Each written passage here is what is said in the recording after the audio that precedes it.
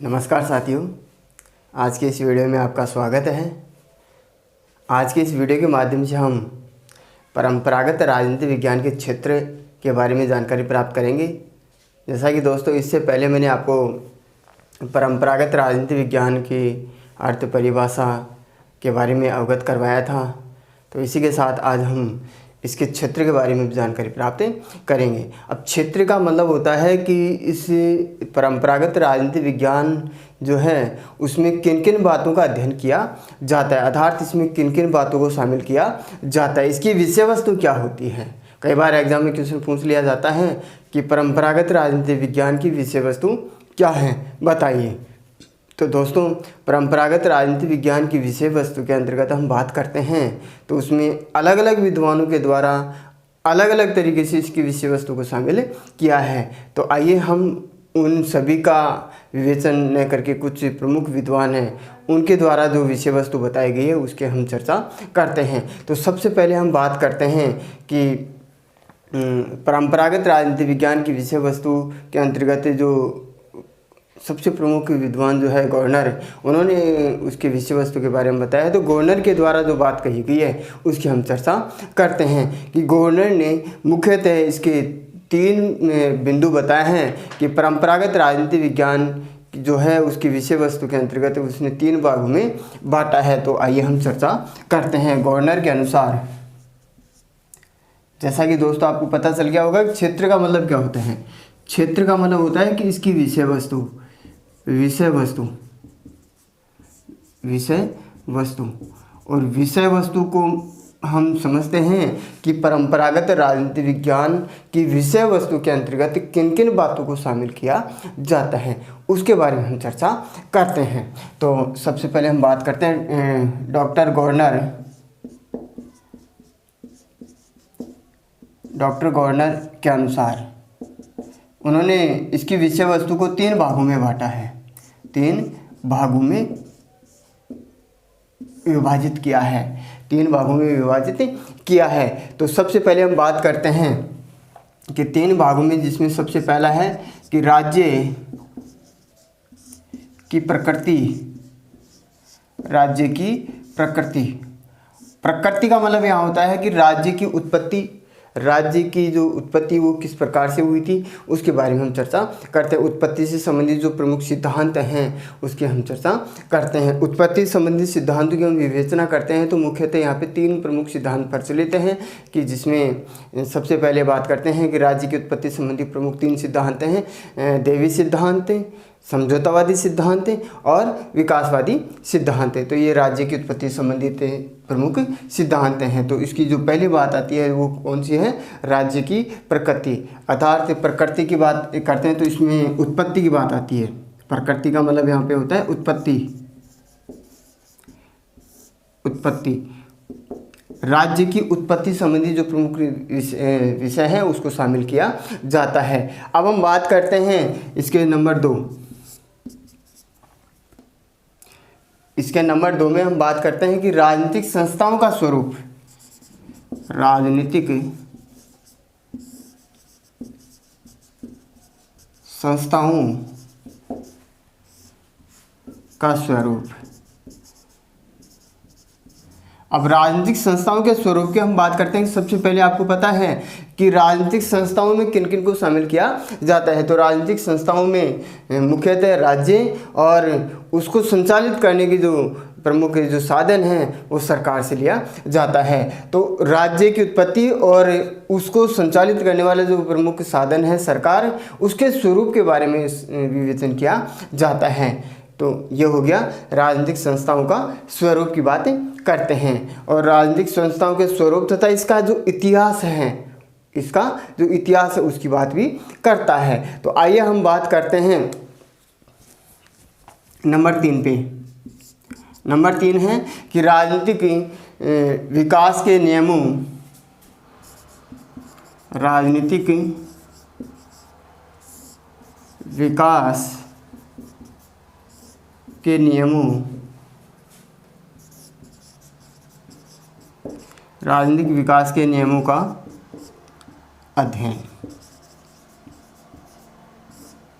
तो दोस्तों doctor governor के द्वारा ये 3 प्रमुख भागों में इसको विभाजित किया गया है। राज्य की प्रकृति, दूसरा है राजनीतिक संस्थाओं का स्वरूप और इसका जो इतिहास है उसके बारे में विवेचन किया जाता है, और राजनीतिक विकास के नियमों का अध्ययन भी इसमें शामिल किया जाता है। अध्ययन का मतलब यहाँ पे है कि राजनीतिक विकास के नियमों का अध्ययन तथा उसके अनुमान से है कि इसका विकास किस प्रकार से हुआ था।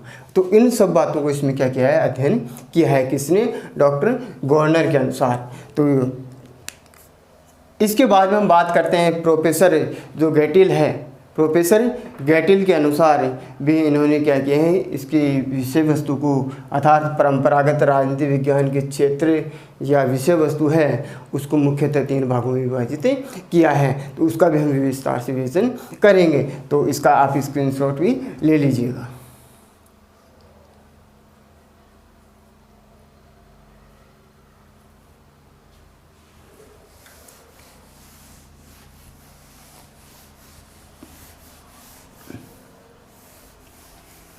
अब हम बात करते हैं प्रोफेसर गेटिल। प्रोफेसर गेटिल के अनुसार प्रोफेसर गेटिल ने भी परंपरागत राजनीति विज्ञान की विषय वस्तु को मुख्यतः 3 भागों में विभाजित किया है। तो इन्होंने भी 3 भागों में क्या किया है, विभाजित किया है। और इन्होंने जो 3 भागों में विभाजित किया है तो उनका इस प्रकार से विवेचन है कि सबसे पहले इन्होंने जो बताया है वो यह है कि राज्य की उत्पत्ति, राज्य की उत्पत्ति व राजनीतिक संस्थाओं का अध्ययन, वह राजनीतिक संस्थाओं का अध्ययन।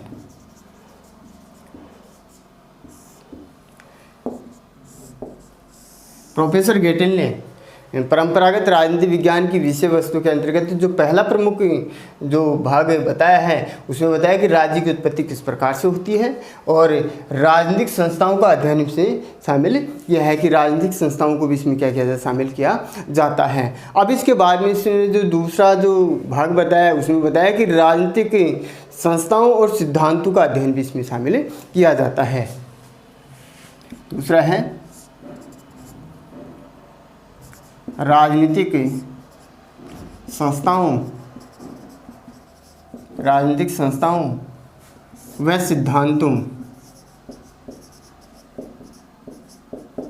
सिद्धांतों का अध्ययन। ये दूसरा हो गया कि राजनीतिक संस्थाओं और सिद्धांतों का इसमें क्या किया जाता है, शामिल किया जाता है। अब हम तीसरी बात करते हैं कि राज्य का भावी आदर्श स्वरूप, राज्य का भावी अर्थात आदर्श स्वरूप का अध्ययन। इस प्रकार से दोस्तों प्रोफेसर गेटिल ने परंपरागत राजनीति विज्ञान की विषय वस्तु के अंतर्गत जो 3 भागों में विभाजित किया है, जिसमें पहला है राज्य की उत्पत्ति व राजनीतिक संस्थाओं का अध्ययन, राजनीतिक संस्थाओं और सिद्धांतों का अध्ययन, और राज्य का भावी अर्थात आदर्श स्वरूप का अध्ययन भी इसमें क्या करना है, निर्धारित किया है। तो ये हो गए प्रमुख रूप से 2 विद्वान थे, प्रोफेसर गेटिल और डॉक्टर गवर्नर के द्वारा जो परंपरागत राजनीति विज्ञान की विषय वस्तु को जो बताया था उसका हमने क्या कर लिया है, अध्ययन कर लिया है। ऐसा मैं समझ सकता हूँ कि ये जो बातें बताई गई वो आपको अच्छी समझ में आ गई होगी। अब हम बात करते हैं कि यूनेस्को सम्मेलन के अनुसार भी सन 1948 में यूनेस्को सम्मेलन के अनुसार भी इसके जो विषय वस्तु को विभाजित किया था उसको भी हम क्या करते हैं, विस्तार से चर्चा करते हैं कि यूनेस्को सम्मेलन के अनुसार इसकी विषय वस्तु को कितने भागों में विभाजित किया है। तो मुख्यतः इसके 4 भागों में विभाजित किया है। तो देखते हैं उसको, आप इसका स्क्रीनशॉट ले लीजिएगा।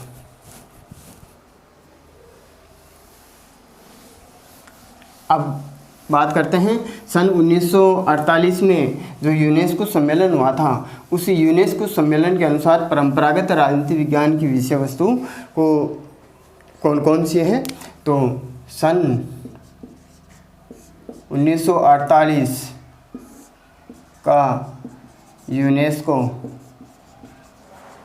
सम्मेलन के अनुसार, यूनेस्को सम्मेलन के अनुसार, तो सन 1948 के यूनेस्को सम्मेलन के अनुसार जो परंपरागत राजनीति विज्ञान की जो विषय वस्तु थी उसको निम्न भागों में विभाजित किया गया है, जिसमें पहला है राजनीति के सिद्धांत।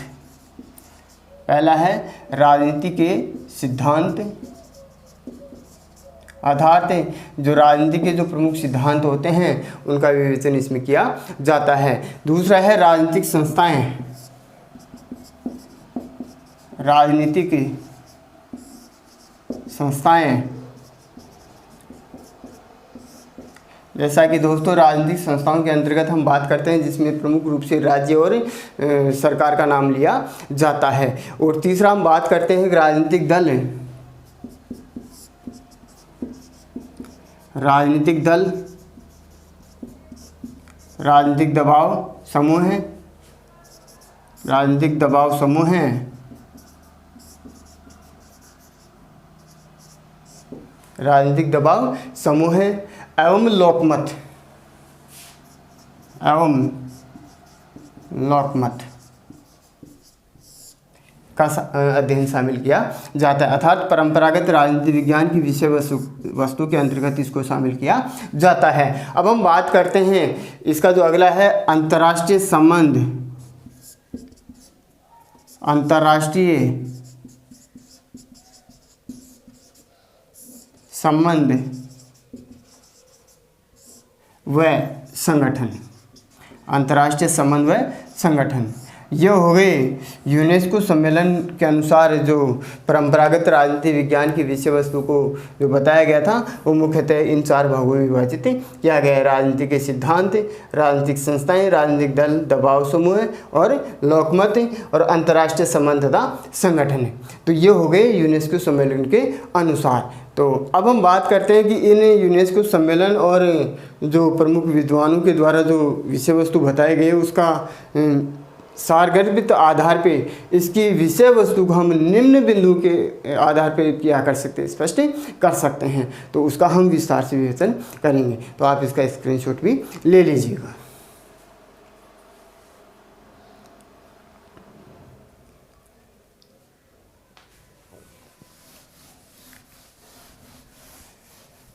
उपयुक्त विद्वानों और इस सम्मेलन के आधार पे जो इसकी विषय वस्तु को जो है हम निम्न बिंदुओं के आधार पे भी क्या कर सकते हैं, स्पष्ट कर सकते हैं। जिसमें सबसे पहला बिंदु आता है मानव का अध्ययन, मानव का अध्ययन। दोस्तों यहाँ पे मानव का अध्ययन से तात्पर्य संपूर्ण मानव जीवन के अध्ययन से न करके उससे राजनीति से संबंधित जो अधिकार और कर्तव्य इसके अंतर्गत क्या किया जाता है, शामिल किए जाते हैं। तो यहाँ पे कई बार विद्यार्थियों को ये भी कंफ्यूज रहता है कि परंपरागत राजनीति विज्ञान जो है उसकी विषय वस्तु के अंतर्गत मानव का अध्ययन भी इसमें शामिल किया है। अब मानव का अध्ययन का मतलब यहाँ इससे नहीं है कि मानव के संपूर्ण जीवन से संबंधित है, नहीं, उसके इससे तात्पर्य है कि मानव का राजनीति से संबंधित अर्थात जिसके अधिकार और कर्तव्यों को उसमें क्या किए जाते हैं, शामिल किए जाते हैं, इसका अध्ययन किया जाता है। अब हम बात करते हैं इसका जो दूसरा बिंदु है वो है राज्य का अध्ययन। दूसरा इसका बिंदु जो है वो है राज्य का अध्ययन। अब दोस्तों राज्य का अध्ययन से तात्पर्य यहाँ पे लिया जाता है कि राज्य का प्राचीन काल में किस प्रकार से उसकी स्थिति थी उसका अध्ययन किया जाता है, यानी कि भूतकाल, राज्य का भूत, वर्तमान और भविष्य, यानी कि राज्य की जो स्थिति है उसको हम अध्ययन की दृष्टि से उसको हम 3 भागों में विभाजित कर सकते हैं कि राज्य का भूतकालीन स्वरूप, भूतकालीन, वर्तमान और भविष्य। यानी कि भविष्य में, वर्तमान में राज्य का स्वरूप कैसा है, उसका अध्ययन किया जाता है। और भूतकाल में राज्य की स्थिति कैसी थी, जिसमें हम बात करते हैं कि उसकी उत्पत्ति किस प्रकार से हुई थी, उत्पत्ति संबंधित कौन कौन से सिद्धांत दिए गए थे आदि की हम चर्चा करते हैं। आज वर्तमान में राज्य का जो स्वरूप है उसके बारे में हम चर्चा करते हैं, और राज्य का भविष्य का स्वरूप कैसा होगा, यानी कि आदर्श स्वरूप के बारे में हम चर्चा करते हैं, भावी भविष्य के बारे में हम चर्चा करते हैं। तो ये आ जाता है राज्य के अध्ययन के अंतर्गत। अब हम बात करते हैं कि इसके जो प्रमुख 2 कार्य हैं उनकी भी हम चर्चा कर लेते हैं कि राज्य के जो प्रमुख कार्य होते हैं वो होते हैं एक तो आंतरिक कार्य, आंतरिक, और दूसरा होता है बाह्य।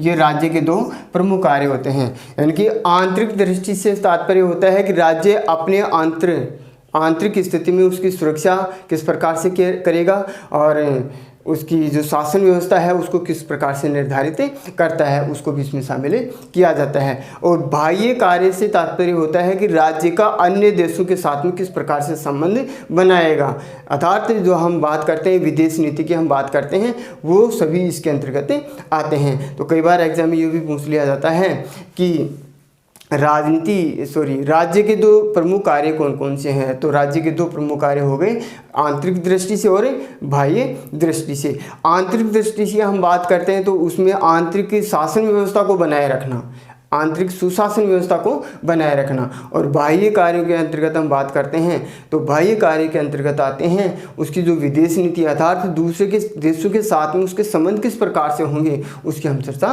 करते हैं। अब आइए हम बात करते हैं इसके जो तीसरा बिंदु है, वो तीसरा बिंदु है सरकार का अध्ययन।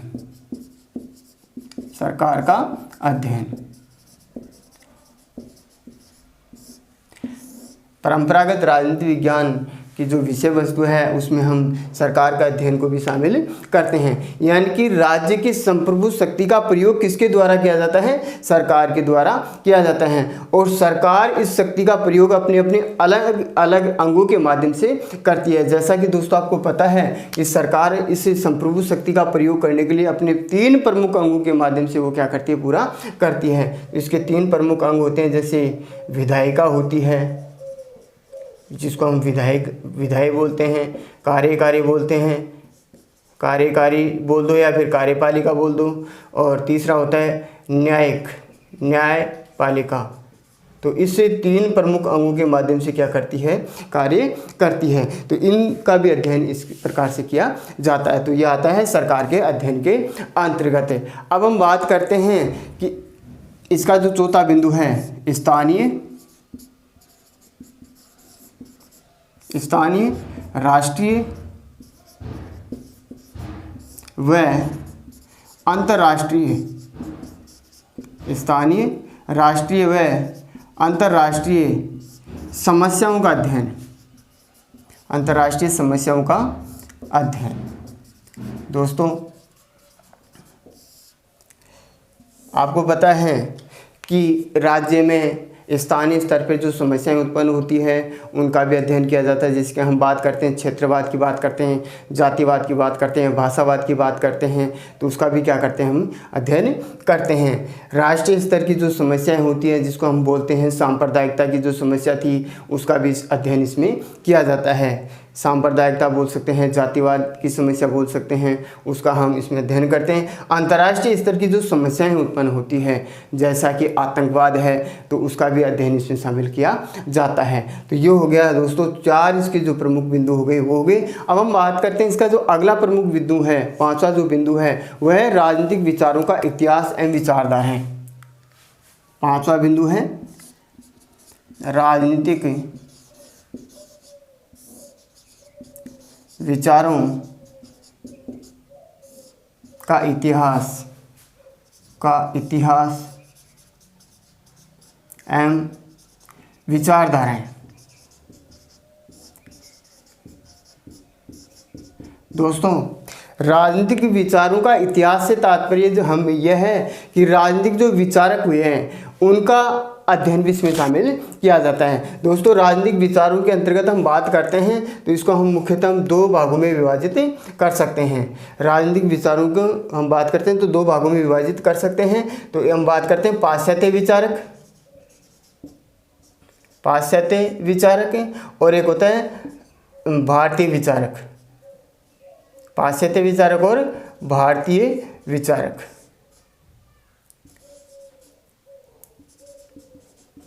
दोस्तों पाश्चात्य विचारकों के अंतर्गत हम बात करते हैं तो प्लेटो से लेकर के मार्क्स तक के जितने भी विद्वान हुए उन सभी का अध्ययन इसमें शामिल किया जाता है। अब हम बात करते हैं कि भारतीय विचारकों के अंतर्गत, भारतीय विचारकों का तो इतिहास की बात करते हैं तो उसके अंतर्गत हम बात करते हैं मनु, शुक्र, कौटिल्य से लेकर के हम महात्मा गांधी, भीमराव अम्बेडकर आदि तक हम क्या करते हैं उसका विस्तार से विवेचन करते हैं। तो ये तो हो गई विचारकों का इतिहास की बात है। अब हम बात करते हैं कि विचारधाराएँ, अर्थात जो इसकी प्रमुख विचारधाराएं जिसकी हम बात करते हैं कि समाजवाद है, उदारवाद है और गांधीवाद है, मार्क्सवाद है, व्यक्तिवाद है आदि सभी विचारधाराओं का अध्ययन भी इसमें शामिल किया जाता है। तो दोस्तों ये थे इसके 5 प्रमुख बिंदु। अगले हम प्रमुख बिंदु की बात हम करते हैं तो इसका जो अगला प्रमुख बिंदु है अंतर्राष्ट्रीय विधि, इसका आप स्क्रीनशॉट ले लीजिएगा।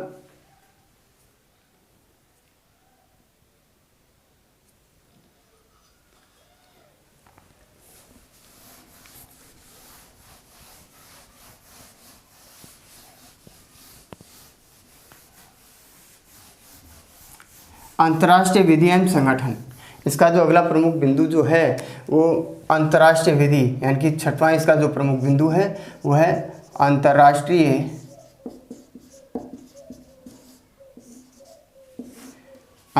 विधि या कानून भी बोल सकते हैं, अंतर्राष्ट्रीय विधि व संगठन। दोस्तों इसके अंतर्गत यानी कि अंतर्राष्ट्रीय कानून व संगठन का अध्ययन भी इसमें शामिल किया जाता है। अंतर्राष्ट्रीय विधि और अंतर्राष्ट्रीय जो संगठन होते हैं जैसे हमारे यूएन है वो अंतर्राष्ट्रीय संगठनों के अंतर्गत आता है, सार्क है, आसियान है, EU है, ब्रिक्स हैं, G20 है, G77 है, यह अंतर्राष्ट्रीय संगठनों के अंतर्गत आते हैं। और इन सभी को संचालित करने के लिए जो इसके जो कानून बनाए जाते हैं, अंतर्राष्ट्रीय स्तर के जो कानून बनाए जाते हैं उन सभी कानूनों का अध्ययन इसमें शामिल किया जाता है। तो दोस्तों इस प्रकार से हम समझ सकते हैं कि परंपरागत राजनीति विज्ञान की जो विषय वस्तु थी उस विषय वस्तु के अंतर्गत हम निष्कर्ष तौर पर यहाँ तक पहुँच सकते हैं कि इसकी विषय वस्तु के अंतर्गत मानव का अध्ययन, राज्य का अध्ययन, सरकार का अध्ययन, राजनीतिक विचारधाराओं का इतिहास है और इसकी जो समस्याएं हैं, स्थानीय, राष्ट्रीय और अंतर्राष्ट्रीय समस्याएं हैं, उन समस्याओं का अध्ययन भी शामिल किया जाता है। इसके साथ साथ